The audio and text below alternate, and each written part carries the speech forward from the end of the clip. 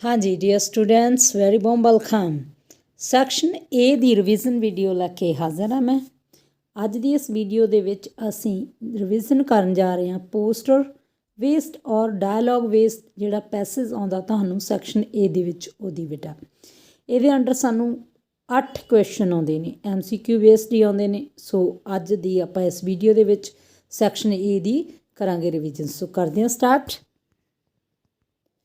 ਹਾਂਜੀ ਬੇਟਾ, ਇਹ ਰਿਵੀਜ਼ਨ ਮਟੀਰੀਅਲ ਜਿਹੜਾ ਆਪਾਂ ਨੂੰ 14 ਤਰੀਕ ਨੂੰ ਪ੍ਰਾਪਤ ਹੋਇਆ ਸੀ, ਠੀਕ ਹੈ, ਡਿਪਾਰਟਮੈਂਟ ਵੱਲੋਂ। ਪੜ੍ਹੋ ਪੰਜਾਬ ਪੜ੍ਹਾਓ ਪੰਜਾਬ ਦੀ ਟੀਮ ਵੱਲੋਂ। ਸੋ ਥੈਂਕਸ ਉਹਨਾਂ ਦਾ ਕਿ ਉਹ ਸਾਡੇ ਲਈ ਇੰਨੀ ਮਿਹਨਤ ਕਰ ਰਹੇ ਨੇ ਅਤੇ ਸਾਨੂੰ ਰੋਜ਼ ਮਟੀਰੀਅਲ ਪ੍ਰੋਵਾਈਡ ਕਰਵਾਉਂਦੇ ਨੇ, ਸਲਾਈਡਸ, ਠੀਕ ਹੈ। ਸੋ ਆਪਾਂ ਉਹਨਾਂ ਨੂੰ ਕਰਦੇ ਰਹਿੰਦੇ ਹਾਂ ਸੋਲਵ। ਸੋ ਅੱਜ ਦੇਖੋ ਲਿਖਿਆ revision test for section a, set a. ਇਹਦੇ 'ਚ 2 ਸੈੱਟ ਸਾਨੂੰ ਪ੍ਰੋਵਾਈਡ ਕਰਵਾਏ ਗਏ ਨੇ ਅਤੇ ਪੇਪਰ ਦੇ ਵੀ 2 ਹੀ ਸੈੱਟ ਆਉਂਦੇ ਨੇ। ਸੋ ਧਿਆਨ ਨਾਲ ਬੇਟਾ ਦੇਖੋ, look at the following poster carefully and answer the questions 1 to 4 given below. ਇੱਕ ਪੋਸਟਰ ਦਿੱਤਾ ਹੋਊ ਤੁਹਾਨੂੰ ਸਾਰਿਆਂ ਨਾਲੋਂ ਪਹਿਲਾਂ ਪੇਪਰ ਦੇ ਉੱਤੇ। ਉਸ ਪੋਸਟਰ ਨੂੰ ਤੁਸੀਂ ਬਹੁਤ ਧਿਆਨ ਨਾਲ ਪੜ੍ਹਨਾ ਹੈ। ਉਹ ਇਹ ਪੋਸਟਰ ਵੀ ਹੋ ਸਕਦਾ ਹੈ, ਠੀਕ, ਕੋਈ ਹੋਰ ਵੀ ਹੋ ਸਕਦਾ ਹੈ। ਸੋ ਉਸ ਪੋਸਟਰ ਨੂੰ ਧਿਆਨ ਨਾਲ ਪੜ੍ਹਨ ਤੋਂ ਬਾਅਦ ਤੁਸੀਂ ਉਹਦੇ ਨਾਲ ਰਿਲੇਟਡ ਜਿਹੜੇ ਕੁਐਸਚਨਸ ਨੇ ਉਹਨਾਂ ਦੇ ਆਨਸਰ ਕਰਨੇ ਨੇ ਬੇਟਾ। ਸੋ ਜਿੱਦਾਂ 10th ਕਲਾਸ ਦਾ ਐਗਜ਼ਾਮ ਹੋਇਆ ਜਾਂ +2 ਦਾ ਹੋਇਆ, ਸੋ ਆਪਾਂ ਕਹਾਂਗੇ ਉਹਨਾਂ 10th ਵਾਲਿਆਂ ਦਾ ਨੈਸ਼ ਬੇਸਡ ਜਿਹੜੇ ਪੈਰਾਗ੍ਰਾਫਸ ਅਸੀਂ ਕਰਦੇ ਸੀ, ਉਸ ਬੁੱਕਲੈਟ ਦੇ ਵਿੱਚੋਂ ਹੀ ਉਹਨਾਂ ਨੂੰ ਪੈਸੇਜ ਆਇਆਗਾ। ਸੋ ਤੁਸੀਂ ਵੀ ਤੁਹਾਡੀ ਜਿਹੜੀ ਨੈਸ਼ ਦੀ ਬੁੱਕ ਤੁਹਾਨੂੰ ਮਿਲੀ ਹੋਈ ਆ ਉਹਦੇ ਵਾਲੇ ਪੈਸੇਜ ਜ਼ਰੂਰ ਦੇਖ ਲੈਣੇ ਇਹਦੇ ਨਾਲ, ਠੀਕ ਹੈ। ਸੋ ਦੇਖੋ ਇਹ ਪੋਸਟਰ ਕਾਹਦੇ ਬਾਰੇ ਆ, ਪੈਨ ਵੇਸਟੇਜ ਜਾਂ ਯਾਰਡ ਵੇਸਟੇਜ ਬਾਰੇ ਆ। ਉਹਨੂੰ ਕਲੈਕਸ਼ਨ ਕਰਨ ਦੀ ਗਾਈਡਲਾਈਨਸ ਦਿੱਤੀਆਂ ਹੋਈਆਂ ਨੇ ਸਾਨੂੰ। ਯਾਰਡ ਹੁੰਦਾ ਵਿਹੜਾ ਬੇਟਾ, ਵਿਹੜੇ ਦੇ ਵਿੱਚ ਦਰਖਤ ਹੁੰਦੇ ਨੇ, ਝਾੜੀਆਂ ਹੁੰਦੀਆਂ ਨੇ, ਹੈ ਨਾ, ਜਾਂ ਅਸੀਂ ਕੀ ਕਰਦੇ ਹਾਂ, ਜਿਵੇਂ ਘਾਹ ਲੱਗਿਆ ਹੋਇਆ ਗਾ ਉਹਨੂੰ ਕੱਟਦੇ ਹਾਂ। ਉਹ ਸਾਰੀ ਵੇਸਟੇਜ ਨੂੰ ਕਿਸ ਤਰੀਕੇ ਨਾਲ ਕਲੈਕਟ ਕਰਨਾ ਗਾ, ਉਹਦੇ ਬਾਰੇ ਗਾਈਡਲਾਈਨਸ ਨਾਲ ਰਿਲੇਟਡ ਇਹ ਸਾਨੂੰ ਪੋਸਟਰ ਦਿੱਤਾ ਹੋਇਆ। ਯਾਰਡ ਵੇਸਟ ਇਸ ਨਾਲ ਦਿੱਤਾ ਹੀ ਹੈ ਮਟੀਰੀਅਲ ਸੱਚ ਐਜ਼ ਟਰੀ ਟ੍ਰਿਮਿੰਗ, ਹੈ ਨਾ, ਸਰਵ, ਇਹ ਹੁੰਦਾ ਗਾ ਝਾੜੀ, ਸਰਵੇਰੀ, ਅਤੇ ਝਾੜੀਆਂ ਦਾ ਝੁੰਡ ਹੋ ਸਕਦਾ, and other organic landscape vegetations not listed ਬਿਲੋ।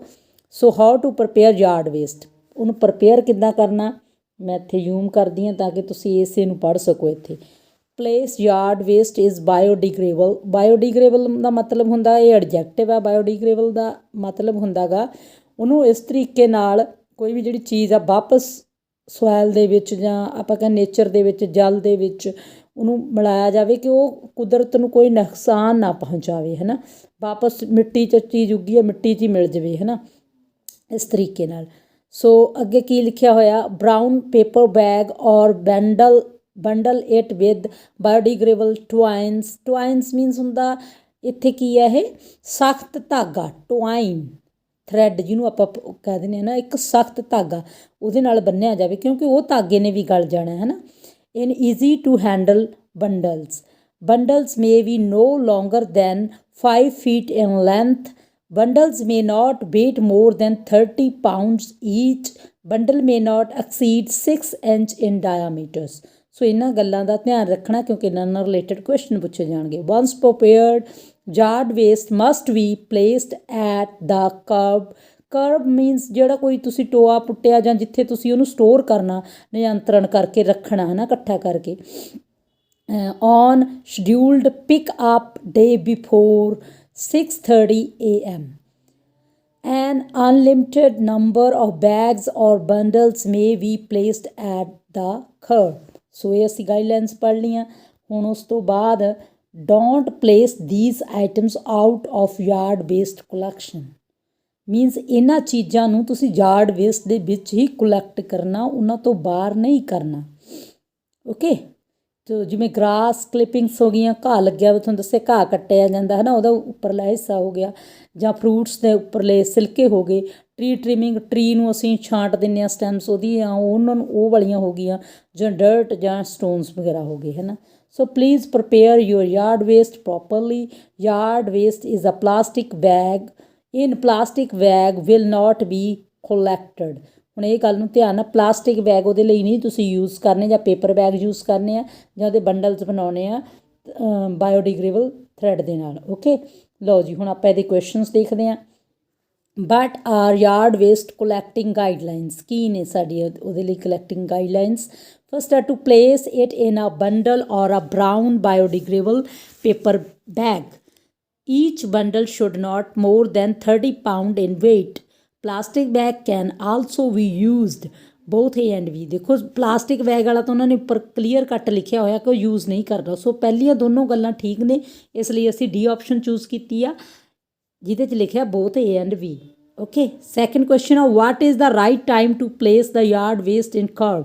ਕਿਹੜਾ ਸਹੀ ਸਮਾਂ ਗਾ ਉਹਨੂੰ ਕਰਵ ਦੇ ਵਿੱਚ ਰੱਖਣ ਦਾ ਜਾਂ ਪਿਕ ਕਰਨ ਦਾ। ਬਿਫੋਰ 6:30 AM ਉੱਪਰ ਆ ਕੇ ਗਿਆ ਨਾ, ਸੋ ਬੀ ਆਪਸ਼ਨ ਚੂਜ਼ ਕਰੋ।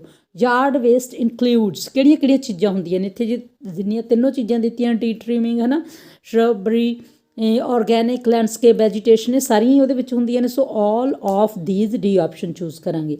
Choose the statement which is not correct about yard waste. ਹੁਣ ਉਹ ਕਹਿੰਦਾ ਕਿਹੜੀ ਚੀਜ਼ ਆ ਜਿਹੜੀ ਸਹੀ ਨਹੀਂ ਹੈਗੀ। ਚਾਰ ਆਪਸ਼ਨਾਂ ਨੇ, ਇਹਦਾ ਮੀਨਸ ਤਿੰਨ ਸਹੀ ਨੇ, ਇੱਕ ਗਲਤ ਆ, ਉਹ ਅਸੀਂ ਧਿਆਨ ਨਾਲ ਦੇਖਣੀ ਆ। ਪਹਿਲੀ ਦੇਖੋ yard waste should be placed in easy to handle bag, ਸਹੀ ਹੈ। Plastic bags are good container to collect the yard waste, no, ਉਹਨਾਂ ਨੇ ਕਿਹਾ ਪਲਾਸਟਿਕ ਬੈਗ ਯੂਜ਼ ਨਹੀਂ ਕਰਨੇ, ਉਹ ਗੁੱਡ ਨਹੀਂ ਹੈਗੇ। ਵੈਸੇ ਵੀ ਆਪਾਂ ਪਲਾਸਟਿਕ ਦੇ ਬੈਗਸ ਦੇ ਵਿੱਚ ਵੈਜੀਟੇਬਲ ਦੇ ਇਕੱਲੇ ਸਿਲਕੇ ਨਹੀਂ, ਉਹ ਵੀ ਪਾ ਕੇ ਰੱਖਦੀ, ਉਹ ਵੀ ਗਲ ਜਾਂਦੀਆਂ ਨੇ ਹੈ ਨਾ, ਅਤੇ ਪਰ ਲਿਫਾਫਾ ਨਹੀਂ ਗਲਦਾ ਉਹਦੇ ਉੱਪਰਲਾ, ਇਸ ਲਈ ਉਹ ਗੁੱਡ ਕੰਟੇਨਰ ਨਹੀਂ ਹੈਗੇ। ਥਰਡ ਆ yard waste include tree trimming and shrubbery, means ਇਹ ਵੀ ਸਹੀ ਆ, ਉਹਦੇ ਵਿੱਚ ਟਰੀ ਟ੍ਰਿਮਿੰਗ ਔਰ ਝਾੜੀਆਂ ਦੀ ਕਾਂਟ ਛਾਂਟ ਵੀ ਹੁੰਦੀ ਆ। Curb is the right place to keep bags and bundles of yard waste, ਇਹ ਵੀ ਸਹੀ ਆ। ਸੋ ਬੀ ਆਪਸ਼ਨ ਆ ਸਾਡਾ ਆਨਸਰ ਜਿਹੜਾ ਕਰੈਕਟ ਨਹੀਂ ਹੈਗਾ। ਠੀਕ ਹੈ, ਲਓ ਜੀ ਹੁਣ ਆ ਗਿਆ ਸਾਡਾ ਡਾਇਲੋਗ ਵੇਸਟ ਜਾਂ ਕਨਵਰਸੇਸ਼ਨ ਵੇਸਟ ਆਪਾਂ ਕਹਿ ਦਿੰਦੇ ਹਾਂ ਜਿਹੜੇ ਕੁਐਸਚਨਸ ਨੇ। ਸੋ ਪਹਿਲਾਂ ਨੂੰ ਕਨਵਰਸੇਸ਼ਨ ਨੂੰ ਸਮਝ ਲਓ।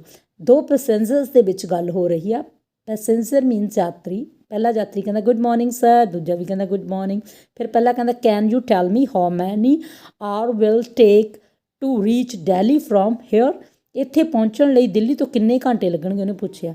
ਤਾਂ ਸੈਕਿੰਡ ਪੈਸੇਂਜਰ ਨੇ ਕੀ answer, that will be 5 hour from here sir, 5 ਘੰਟੇ ਲੱਗਣਗੇ ਇੱਥੋਂ। ਫਸਟ ਪੈਸੇਂਜਰ ਕੀ ਕਹਿੰਦਾ ਫਿਰ, oh thank you very much sir, you are welcome, where are you off to, may I ask, ਕਹਿੰਦਾ ਮੈਂ ਤੈਨੂੰ ਪੁੱਛ ਸਕਦਾ ਵੀ ਤੂੰ ਕਿੱਥੇ ਜਾ ਰਿਹਾ ਜਾਂ ਕਿਉਂ ਜਾ ਰਿਹਾ, ਜਿਵੇਂ ਆਪਾਂ ਕਹਿੰਦੇ।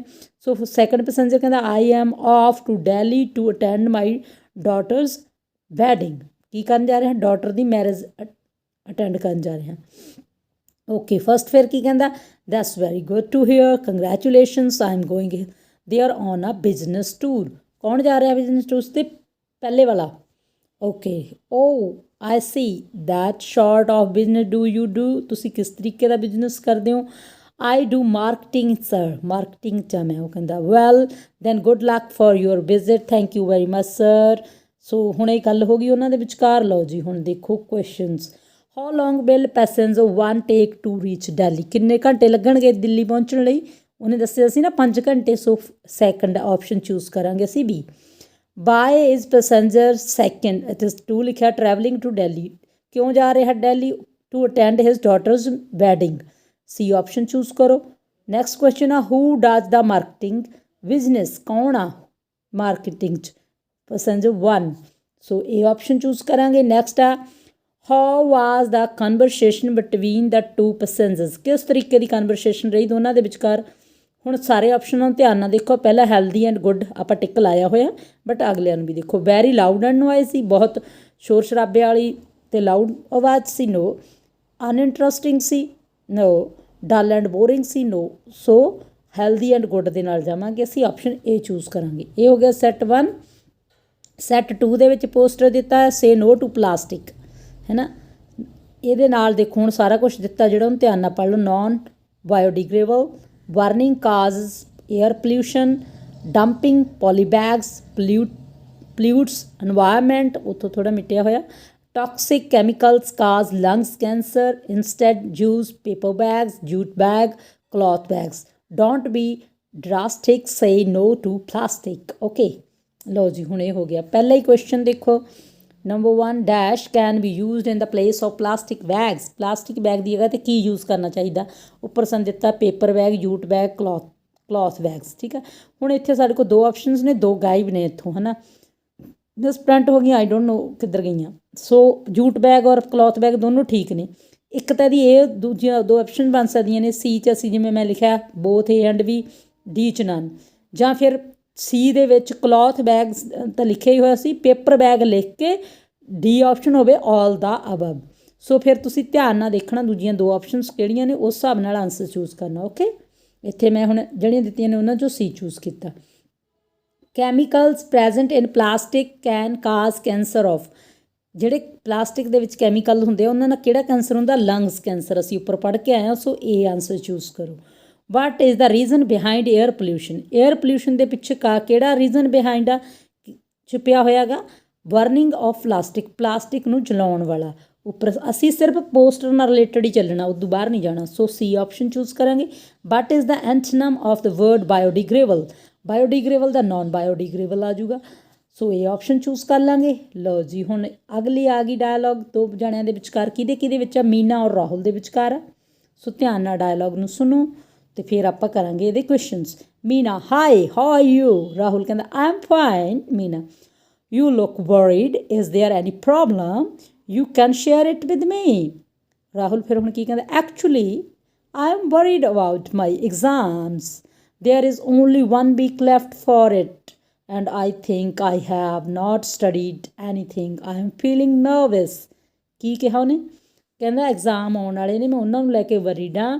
1 week ਰਹਿ ਗਿਆ ਅਤੇ ਮੈਂ ਹਜੇ ਤੱਕ ਕੁਝ ਵੀ ਨਹੀਂ ਪੜ੍ਹਿਆ, ਇਸ ਲਈ ਮੈਂ ਨਰਵਸ ਫੀਲ ਕਰ ਰਿਹਾ। ਓਕੇ, ਮੀਨਾ ਹੁਣ ਕੀ ਕਹਿੰਦੀ? Oh just focus on your studies and you want to face if you wouldn't face any problem. ਤੂੰ ਕਹਿੰਦੀ ਆਪਦੀ ਸਿਰਫ ਸਟੱਡੀ 'ਤੇ ਫੋਕਸ ਕਰ, ਤੈਨੂੰ ਕੋਈ ਪ੍ਰੋਬਲਮ ਨਹੀਂ ਆਊਗੀ। Rahul, that's the problem, I can't concentrate. ਇਹੀ ਤਾਂ ਕਹਿੰਦਾ ਮੁਸ਼ਕਿਲ ਆ, ਮੇਰੇ ਤੋਂ ਕੌਨਸਨਟਰੇਟ ਹੀ ਨਹੀਂ ਹੁੰਦਾ, ਮੇਰਾ ਧਿਆਨ ਹੀ ਨਹੀਂ ਲੱਗਦਾ। Meena, once I had the same problem and hence I started meditating.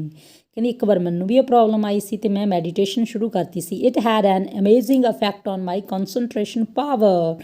ਇਹਨੇ ਮੇਰੀ concentration power 'ਤੇ ਬਾਕਮਾਲ ਪ੍ਰਭਾਵ ਪਾਇਆ। Rahul, thank you so much for your advice, I will surely follow it. ਲਓ ਜੀ, ਇਹ ਸੀਗੀ ਕਨਵਰਸੇਸ਼ਨ। ਹੁਣ ਦੇਖੋ ਇਹਦੇ ਨਾਲ related questions. Rahul, was not happy and he was quite tense too. What reason could be there for his tension? ਕਹਿੰਦੇ ਰਾਹੁਲ ਆ ਜਿਹੜਾ ਟੈਂਸ ਆ ਉਹ ਖੁਸ਼ ਨਹੀਂ ਹੈਗਾ, ਅਤੇ ਉਹ ਟੈਂਸ ਆ ਕਿਉਂ ਟੈਂਸ ਆ, ਕੀ ਰੀਜ਼ਨ ਆ ਉਹਦੇ ਪਿੱਛੇ? ਲਓ ਜੀ, ਆਪਸ਼ਨਸ ਦੇਖੋ। He was worried about his exams, ਉਹ ਆਪਣੇ ਐਗਜ਼ਾਮਸ ਨੂੰ ਲੈ ਕੇ ਵਰੀਡ ਆ। Very few days are left for his exam, ਬਹੁਤ ਥੋੜ੍ਹੇ ਦਿਨ ਰਹਿ ਗਏ ਉਹਦੇ ਐਗਜ਼ਾਮ ਨੂੰ। He has not studied anything yet, ਉਹਨੇ ਹਜੇ ਤੱਕ ਕੁਝ ਵੀ ਨਹੀਂ ਪੜ੍ਹਿਆ। So option B and C ਸਹੀ ਆ। ਐਗਜ਼ਾਮ ਨੂੰ ਲੈ ਕੇ ਤਾਂ ਵਰੀਡ ਹੈਗਾ, ਬਟ ਸਾਰਿਆਂ ਨਾਲੋਂ ਵੱਡੀ ਟੈਨਸ਼ਨ ਉਹਨੂੰ ਇਹ ਹੈ ਕਿ ਥੋੜ੍ਹੇ ਦਿਨ ਰਹਿ ਗਏ ਅਤੇ ਉਹਨੇ ਕੁਝ ਪੜ੍ਹਿਆ ਨਹੀਂ। ਸੋ ਡੀ ਆਪਸ਼ਨ ਚੂਜ਼ ਕਰਾਂਗੇ, both b and c.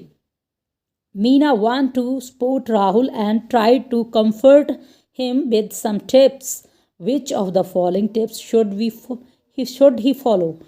Meena ਨੇ ਕਦੇ ਰਾਹੁਲ ਨੂੰ ਸਪੋਰਟ ਕਰਨ ਲਈ, ਉਹਨੂੰ ਕੰਫਰਟ ਕਰਨ ਲਈ ਕੁਝ ਟਿਪਸ ਦੱਸੇ ਨੇ ਜਿਨ੍ਹਾਂ ਨੂੰ ਉਹਨੇ ਫੋਲੋ ਕਰਨਾ। ਉਹ ਕਿਹੜੇ ਨੇ? Start focusing on exam and meditation, stop worrying about exam, avoid hard work, none of these. ਸੋ ਅਸੀਂ ਏ ਨਾਲ ਜਾਵਾਂਗੇ। ਉਹਨੇ ਕਿਹਾ ਫੋਕਸ ਕਰ ਆਪਣੀ ਐਗਜ਼ਾਮ ਦੇ ਉੱਤੇ ਅਤੇ ਮੈਡੀਟੇਸ਼ਨ ਕਰ। ਸੋ ਇਹ ਹੋ ਗਿਆ।